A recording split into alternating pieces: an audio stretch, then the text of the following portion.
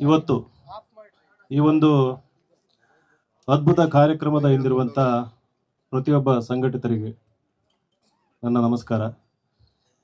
ಕೆಲವೊಬ್ಬರಿಗೆ Vinay Kumar insights IAS ಮತ್ತೆ ಸ್ವಾಭಿಮಾನಿ ಬಳಗ ಅಷ್ಟೇ ಅಂದ್ರೆ ಗೊತ್ತಾಗಲ್ಲ. ಯಾಕಂತಂದ್ರೆ ಇಲ್ಲಿ ಎಷ್ಟೊಂದು ಜನಕ್ಕೆ ನನ್ನ ಪರಿಚಯ ಇಲ್ಲದೇ ಇರಬಹುದು. ಹಾಗಾಗಿ ದಾವಣಗೆರೆಯಲ್ಲಿ ಲೋಕಸಭಾ ಇಂಡಿಪೆಂಡೆಂಟ್ ಕ್ಯಾಂಡಿಡೇಟ್ ಆಗಿ ನಿಂತಿದ್ದೆ ಅಂತಂದ್ರೆ ನನ್ನ ಹೆಸರು ಗೊತ್ತಾಗ್ಬೋದು ಅಂತ ಅಷ್ಟೇ. ನಮ್ಮ ಹಿಂದುಳಿದ ಸಮಾಜಗಳಲ್ಲಿ, ಶೋಷಿತ ವರ್ಗಗಳಲ್ಲಿ ಒಂದು ಕೊರಗು. ನಾವೆಲ್ಲ ರಾಜ್ಯ ಪ್ರವಾಸ ಮಾಡಬೇಕಾದ್ರೆ ಹಲವಾರು ಯುವ ಮುಖಂಡರುಗಳಲ್ಲಿ ಹಾಗೆ ಹಳೆ ತಲೆಗಳು ಅಂತ ಏನು ಹೇಳ್ತೀವಿ ಅವ್ರ ಮಾತಲ್ಲಿ ಒಂದು ಬರ್ತದೆ, ನಮ್ಮನ್ನ ಸಿದ್ದರಾಮಯ್ಯ ಸಾಹೇಬರು ಬೆಳೆಸಲಿಲ್ಲ ಅನ್ನೋ ಒಂದು ಕೊರಗು ಎಲ್ಲರೂ ಹೇಳ್ತಾ ಇರ್ತಾರೆ. ಆದರೆ ಅದನ್ನು ನಾನು ಒಪ್ಪೋದಿಲ್ಲ. ಯಾಕೆ ಒಪ್ಪೋದಿಲ್ಲ ಅಂತಂದ್ರೆ, ಅವರು ಬೆಳೆಸಬೇಕು ಅಂತ ಅವ್ರ ಮನಸ್ಸಲ್ಲಿ ಗಟ್ಟಿಯಾಗಿ ಖಂಡಿತವಾಗಿಯೂ ಇದೆ. ಆದರೆ ನಾವು ಕೂಡ ಬೆಳಿಬೇಕು, ಸ್ವತಂತ್ರವಾಗಿ ಬೆಳಿಬೇಕಾದ್ರೆ ಅದಕ್ಕೆ ಬೇಕಾದಂಥ ಮೌಲ್ಯಗಳು, ಸಾಮರ್ಥ್ಯ, ಪ್ರತಿಭೆ, ಗುಣಲಕ್ಷಣಗಳು, ಶಿಕ್ಷಣ, ಮಾತುಗಾರಿಕೆ, ಈ ಎಲ್ಲ ತಂತ್ರಗಾರಿಕೆ ಇವೆಲ್ಲವನ್ನೂ ಕೂಡ ನಾವು ಕಲಿತು ಅವರ ಮುಂದೆ ಹೋಗಿದ್ರೆ ಖಂಡಿತವಾಗಿಯೂ ಅವರು ಬೆಳೆಸ್ತಿದ್ರು ಅನ್ನೋದು ನನ್ನ ಒಂದು ಭಾವನೆ. ಎರಡನೇದಾಗಿ ನನ್ನ ವಿಚಾರದಲ್ಲಿ ಕೆಲವೊಬ್ಬರಿಗೆ ಕೊರಗಿದೆ, ಸಿದ್ದರಾಮಯ್ಯ ಸಾಹೇಬರು ದಾವಣಗೆರೆಗೆ ಬಂದು ಅವರ ವಿರುದ್ಧ ಭಾಷಣ ಮಾಡಬಾರ್ದಿತ್ತು ಅಂತಂದು ಕೆಲವೊಬ್ರು ಹೇಳ್ತಾರೆ. ಆದ್ರೆ ಇವತ್ತಿನವರೆಗೂ ಕೂಡ ನಾನು ಅವ್ರ ಬಗ್ಗೆ ಎಲ್ಲೂ ಕೂಡ ನೆಗೆಟಿವ್ ಆಗಿ ಮಾತಾಡಿಲ್ಲ, ಮುಂದೇನೂ ಮಾತಾಡೋದಿಲ್ಲ. ಇವತ್ತು ಅವರೊಬ್ಬ ಅಭಿಮಾನಿಯಾಗಿ ಅವ್ರ ಮೇಲೆ ಇರುವ ಒಂದು ಕೃತಜ್ಞತೆಯಿಂದ ಇವತ್ತು ಬಂದಿದ್ದೀನಿ. ಯಾಕಂತಂದ್ರೆ ನಾನು ಇಲ್ಲಿ ತನಕ ಬರೋದಕ್ಕೆ ಕಾರಣ ಸಿದ್ದರಾಮಯ್ಯ ಸಾಹೇಬರು. ಅವರು ನಾನು ಏನೂ ಅಲ್ಲದೆ ಇದ್ದಾಗ, ಒಂದು ಸಂಸ್ಥೆ ನಡೆಸಬೇಕಾದ್ರೆ ವಿರೋಧ ಪಕ್ಷದಲ್ಲಿದ್ದಾಗ ಒಂದು ಆಹ್ವಾನ ಕೊಟ್ಟಿದ್ದೆ ನಮ್ಮ ಸಂಸ್ಥೆಗೆ, ದಯವಿಟ್ಟು ನೀವು ಬರಬೇಕು, ನಿಮ್ಮ ಒಂದು ಪಾಡ್ಕಾಸ್ಟ್ ಮಾಡ್ಬೇಕಂತಿದ್ದೀನಿ ಅಂತ, ಇಂಟರ್ವ್ಯೂ ಮಾಡ್ಬೇಕಂತಿದ್ದೀನಿ ಅಂತ. ನಾನು ಯಾರಂತನೂ ಗೊತ್ತಿಲ್ಲ ಅವರಿಗೆ, ನನ್ನ ಹೆಸರು ಯಾರಿಗೂ ಗೊತ್ತಿಲ್ಲ, ಸಂಪೂರ್ಣ ಅನಾಮಧೇಯ ಆಗಿದ್ರೂ ಕೂಡ ಅವರು ಒಬ್ಬ ಹಿಂದುಳಿದ ಸಮಾಜದ ಯುವಕ ಒಂದು ಯಶಸ್ವಿ IAS ಕೋಚಿಂಗ್ ಸೆಂಟರ್ನ ನಡೆಸ್ತಿದ್ದಾನೆ ಅಂತಂದು ನಮ್ಮ ಸಂಸ್ಥೆಗೆ ಬಂದು ಸುಮಾರು 2 ತಾಸು ಉಳ್ಕೊಂಡು ಒಂದು ಇಂಟರ್ವ್ಯೂ ಕೂಡ ಕೊಟ್ಟಿದ್ರು. ಅದಾದ್ಮೇಲೆ ಮುಖ್ಯಮಂತ್ರಿ ಆದ್ಮೇಲೆ ಮೊದಲನೇ ಕಾರ್ಯಕ್ರಮ ನಮ್ಮ ಸಂಸ್ಥೆಗೆ ಬಂದು ಸುಮಾರು 127 IAS IPS ಅಧಿಕಾರಿಗಳಿಗೆ, ನನ್ನ ವಿದ್ಯಾರ್ಥಿಗಳು, ನಮ್ಮ ಸಂಸ್ಥೆ ವಿದ್ಯಾರ್ಥಿಗಳು ಬೆಂಗಳೂರಿಗೆ ಕರೆಸಿದ್ದೆ ಅವ್ರನ್ನ. ಆ ಒಂದು ಕಾರ್ಯಕ್ರಮಕ್ಕೆ ಬಂದು 3 ತಾಸು ಉಳ್ಕೊಂಡು ಅವರಿಗೆಲ್ಲ ಸನ್ಮಾನ ಮಾಡಿ ಹೋಗಿದ್ರು.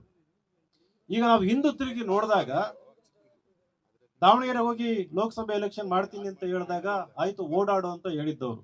ಅವ್ರು ಅವತ್ತು ಓಡಾಡು ಅಂತ ಹೇಳಿಲ್ಲ ಅಂತಂದಿದ್ರೆ ನಾವು ಓಡಾಡ್ತಿರ್ಲಿಲ್ಲ, ಇವತ್ತು ವಿನಯ್ ಕುಮಾರ್ ಹೆಸರು ರಾಜಕಾರಣದಲ್ಲಿ ಬರ್ತಾನೂ ಇರಲಿಲ್ಲ. ಹಾಗಾಗಿ ಅವರು ಬೆಳೆಸುವ ರೀತಿಗಳು ಯಾವ ರೀತಿ ಇರ್ತವೆ ಅನ್ನೋದನ್ನ ನಾವು ಅರ್ಥ ಮಾಡ್ಕೋಬೇಕಾಗತ್ತೆ. ಹಾಗೇನೆ ಈ ಒಂದು ಸಂದರ್ಭದಲ್ಲಿ, ಈ ಒಂದು ಕಾಲಘಟ್ಟದಲ್ಲಿ ಒಬ್ಬ ಹಿಂದುಳಿದ ವರ್ಗಕ್ಕೆ ಸೇರಿದಂತ ನಾಯಕ ಸ್ವಂತ ಸಾಮರ್ಥ್ಯದಿಂದ ಮುಖ್ಯಮಂತ್ರಿ ಆಗೋದು, ಆ ಮುಖ್ಯಮಂತ್ರಿಯಾಗಿ ಆ ಚೇರನ್ನು ಉಳಿಸ್ಕೊಳ್ಳುವಂಥದ್ದು ಬಹಳ ಕಠಿಣ, ಅದು ಬಹಳ ಕಷ್ಟ ಆದಂತ ಒಂದು ಕೆಲಸ. ಅದು ಅನ್ಇಮ್ಯಾಜಿನೇಬಲ್ ಅಂತ ಹೇಳ್ಬೋದು ಇಂಗ್ಲಿಷ್ನಲ್ಲಿ. ನಮಗೆ ಪ್ರೇಕ್ಷಕರಿಗೆ, ಸಾಮಾನ್ಯ ಜನರಿಗೆ ನೋಡೋದಕ್ಕೆ ಅದು ಒಂದು ರೀತಿಯ ರಿಯಾಲಿಟಿ ಶೋ ಅಂತ ಅನಿಸುತ್ತದೆ.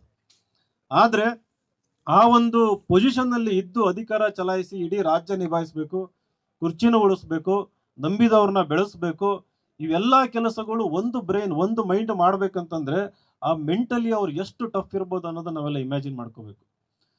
ಇವತ್ತು ರಾಜಕಾರಣದಲ್ಲಿ ಹಲವಾರು ಗುರುಗಳು ಇದ್ರು, ಅವ್ರು ಇಲ್ಲ ಅಂತಂದಲ್ಲ. ಆದ್ರೆ ಇವತ್ತು ದೇವರಾಜ್ ಅರಸ್ ಅವರ ರೆಕಾರ್ಡು ಮುರಿದಿರುವಂತದ್ದು ಅವರು ಸ್ವಂತ ಚಾಣಾಕ್ಷತನದಿಂದ, ಸ್ವಂತ ಸಾಮರ್ಥ್ಯದಿಂದ, ಅವರ ಒಂದು ಪೊಲಿಟಿಕಲ್ ಇಂಟೆಲಿಜೆನ್ಸ್ ಇಂದ. ಆದ್ರೆ ನಮ್ಮಂತ ಯುವಕರ ಮೇಲೆ, ಯುವತಿಯರ ಮೇಲೆ ಇರುವಂತ ಒಂದು ದೊಡ್ಡ ಜವಾಬ್ದಾರಿ ಅದನ್ನು ಮುಂದುವರಿಸ್ಕೊಂಡು ಹೋಗುವಂಥದ್ದು. ಹಾಗೆ ಹಿಂದುಳಿದ ಸಮಾಜಗಳಲ್ಲಿರುವಂತಹ ದೊಡ್ಡ ಜಾತಿಗಳು, ಚಿಕ್ಕ ಚಿಕ್ಕ ಜಾತಿಗಳನ್ನ, ಚಿಕ್ಕ ಚಿಕ್ಕ ವರ್ಗಗಳನ್ನ ಎಲ್ಲರನ್ನೂ ವಿಶ್ವಾಸಕ್ಕೆ ತಗೊಂಡು ನಾವು ಬೆಳೆದು ಅವರನ್ನು ಬೆಳೆಸ್ತೀವಿ ಅನ್ನೋ ಒಂದು ವಿಶ್ವಾಸದೊಂದಿಗೆ, ಒಂದು ಭರವಸೆಯೊಂದಿಗೆ ನಾವು ಅವರು ಹಾಕೊಟ್ಟಿರುವಂತ ಒಂದು ಮಾರ್ಗ, ದೇವರಾಜ್ ಅರಸು ಈಗ ಸಿದ್ದರಾಮಯ್ಯನವರು ಹಾಕೊಟ್ಟಿರುವಂತ ಮಾರ್ಗನ ಅನುಸರಿಸ್ಕೊಂಡು ಮುಂದಿನ ದಿನಗಳಲ್ಲಿ ನಾವೆಲ್ಲರೂ ಸಂಘಟಿತರಾಗಿ ಸಾಂಘಿಕವಾಗಿ ಬೆಳಿಬೇಕು. ಮುಂದೆ ಹಿಂದುಳಿದ ವರ್ಗದವರು CM ಆಗೋದು ಇನ್ನೂ ಬಹಳ ಕಷ್ಟ ಆಗ್ತದೆ. ಯಾಕಂತಂದ್ರೆ ಈಗಲೇ ಬಹಳ ಕಷ್ಟ ಇತ್ತು, ಮುಂದೆ ಆಗೋದು ಇನ್ನೂ ಬಹಳ ಕಷ್ಟ ಆಗ್ತದೆ. ಅದು ಕಷ್ಟ ಆಗ್ಬಾರ್ದು ಅನ್ನೋದಾದ್ರೆ ನಮ್ಮ ನಮ್ಮೆಲ್ಲರ ಮಧ್ಯೆ ಇರುವಂತ ಒಂದು ಒಗ್ಗಟ್ಟು, ಸಂಘಟನೆ ಇನ್ನೂ ಗಟ್ಟಿ ಆಗ್ಬೇಕು. ಆ ಒಂದು ನಿಟ್ಟಿನಲ್ಲಿ ಈ ರೀತಿ ಕಾರ್ಯಕ್ರಮಗಳು ರಾಜ್ಯಾದ್ಯಂತ ಹೆಚ್ಚಿನ ಸಂಖ್ಯೆಯಲ್ಲಿ ಆಗ್ಬೇಕು. ಹಾಗೇನೆ ಈ ಒಂದು ಸಂಘಟನೆಯಿಂದಿರುವಂತ ಯುವಕರು ಆ ರೀತಿ ಸಂಘಟನೆಗಳು ಹೆಚ್ಚಿನ ಸಂಖ್ಯೆಯಲ್ಲಿ ಬರಲಿ, ಈ ರೀತಿ ಹೆಚ್ಚಿನ ವೇದಿಕೆಗಳು ಸೃಷ್ಟಿಯಾಗಲಿ ಅಂತ ಹೇಳಿ ಈ ಒಂದು ನಾಟಿ ಕೋಳಿ ಸಾರು ಕಾರ್ಯಕ್ರಮ ಯಶಸ್ವಿ ಕಾರ್ಯಕ್ರಮ ಆಗಿದೆ ಇವತ್ತು. ಅಲ್ಲ, ಅದು ಊಟ ಓಪನ್ ಮಾಡದೇ ಇದ್ದಿದ್ರೆ ಚೆನ್ನಾಗಿರ್ತಾ ಇತ್ತು, ಮಾಡಿಲ್ಲ.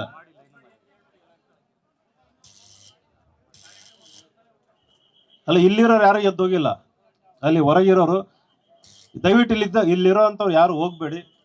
ಇನ್ನೂ 4-5 ಜನ ಊಟ ಪ್ರಾರಂಭ ಆಗಿಲ್ಲ, ನಾವು ಮಾತು ಕೇಳೋಣಂತೆ. ಯಾಕಂತಂದ್ರೆ ಇದು ಒಂದು ರೀತಿಯಲ್ಲಿ ವಿಚಾರ ಸಂಕಿರಣ ಅಂತ, ಚಿಂತನ ಮಂಥನ ಅಂತನೂ ಭಾವಿಸೋಣಂತೆ. ಸೊ ಅವರ ಹಿಂದೆ ನಾವೆಲ್ಲರೂ ಗಟ್ಟಿಯಾಗಿ ನಿಲ್ಲೋಣ ಅಂತಂದು ಹೇಳಿ ನಮಗೆ ಕರೆದು ಒಂದು ಅವಕಾಶ ಮಾಡಿಕೊಟ್ಟಿದ್ದಕ್ಕೆ ನಮ್ಮ ನವೀನ್ ಅವರು, ಮನೋಹರ್ ಅವರು ಹಾಗೂ ಹೃದಯಗೌಡ ಅವರೆಲ್ಲರಿಗೂ ಧನ್ಯವಾದ ತಿಳಿಸಿ ನಾನು ಒಂದೆರಡು ಮಾತು ಮುಗಿಸ್ತೀನಿ.